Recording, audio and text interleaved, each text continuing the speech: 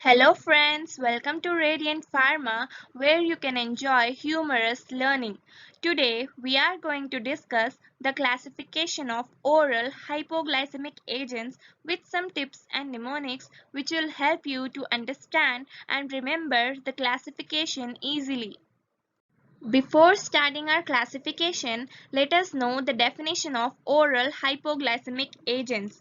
Let us know the terminology first. Oral hypoglycemic agents, hypo in the sense lower, glycemic in the sense glucose levels in the blood. Oral hypoglycemic agents, which are also known as oral anti-hyperglycemic drugs, lower glucose levels in the blood. In other words, oral hypoglycemic agents are used to correct hyperglycemia. Hyperglycemia is the condition which is most commonly associated with diabetes mellitus. And the most important point, oral hypoglycemic drugs are used only in the treatment of type 2 diabetes. Now many people might be thinking, why not in type 1 diabetes, right? Type 1 diabetes is insulin-dependent diabetes mellitus, in which the beta cells of islets of Langerhans in pancreas are completely destroyed, resulting in inhibition of insulin production. As we all know, beta cells are responsible for the secretion of insulin. So, the individuals with type 1 diabetes essentially requires insulin most commonly by subcutaneous route, whereas in type 2 diabetes, the body either acquires insulin resistance or doesn't produce adequate amounts of insulin, and oral hypoglycemic drugs either enhance insulin secretion or overcome insulin resistance. Now let us discuss the classification of oral hypoglycemic agents. As discussed earlier, oral hypoglycemic agents work by two important mechanisms, either by enhancing insulin secretion or by overcoming insulin resistance. There is another category of oral hypoglycemic agents known as miscellaneous drugs. Sulfonylureas, meglitide analogues, dipeptidyl peptidase 4 inhibitors are classes of drugs which enhance insulin secretion by stimulating the pancreas to secrete more amount of insulin. Biguanides and thiazolidinediones are classes of drugs which helps to overcome insulin resistance. Alpha-glucosidase inhibitors, amylin analogues, dopamine D2 receptor agonists, sodium glucose cotransport 2 inhibitor are classes of miscellaneous drugs which works by different mechanism of action to lower blood glucose levels.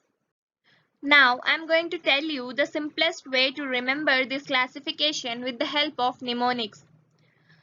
Salman attended mega auditions, directly participated 4 times, got rejected for Big TV and Alpha Ads program. Here, SUL stands for sulfonylureas, MEG and A stands for meglitide analogues, DPP4X stands for dipeptidyl peptidase 4 inhibitors, BIG stands for biguanides, T stands for thiazolidinediones, alpha stands for alpha-glucosidase inhibitors, A stands for amylin analogues, D stands for dopamine agonist, S stands for sodium glucose cotransport 2 inhibitor. I hope this mnemonic is not difficult for you to remember, right? If you remember this single sentence mnemonic, then it will be easier for you to remember the entire classification of oral hypoglycemic agents. The only thing which you need to remember in this classification is the mechanism of action of oral hypoglycemic agents, and another thing which you need to remember is this mnemonic. This mnemonic is just like a story, right? And stories are more easier to remember than boring classifications, right? If you remember this mnemonic, then you will get an idea what are the classes of drugs which comes under oral hypoglycemic agents. Now let us discuss the drugs which come under various classes of oral hypoglycemic agents. Sulfonylureas. Sulfonylureas are further classified into two categories: first generation sulfonylureas and second generation sulfonylureas. The drugs which come under first generation sulfonylureas ends with the suffix amide. The drugs include chlorpropamide, acetazolamide, tolbutamide, and tolazamide. The drugs which come under second generation sulfonylureas starts with the prefix GLI and ends with the suffix IDE. The drugs include glipizide, gliclazide, glimepiride, and glibenclamide. Meglitinide analogues. The drugs which come under meglitinide analogues ends with the suffix glinide. The drugs include repaglinide and nataglinide. Dipeptidyl peptidase 4 inhibitors. The drugs which come under DPP4 inhibitors ends with the suffix gliptin. The drugs include sitagliptin, linagliptin, and vildagliptin. Biguanides. The only drug which comes under biguanide is metformin. Metformin is generally preferred first-line pharmacotherapy and is most extensively used in the treatment of type 2 diabetes. Thiazolidinediones. The drugs which come under thiazolidinediones ends with the suffix glitazone.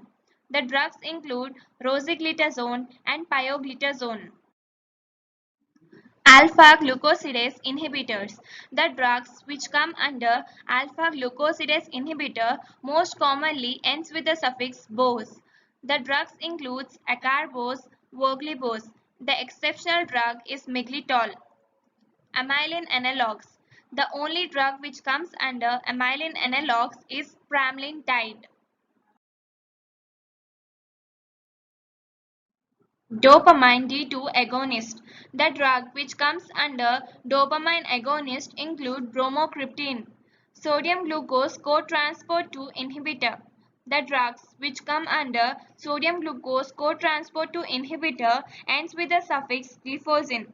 The drugs include dapagliflozin and canagliflozin.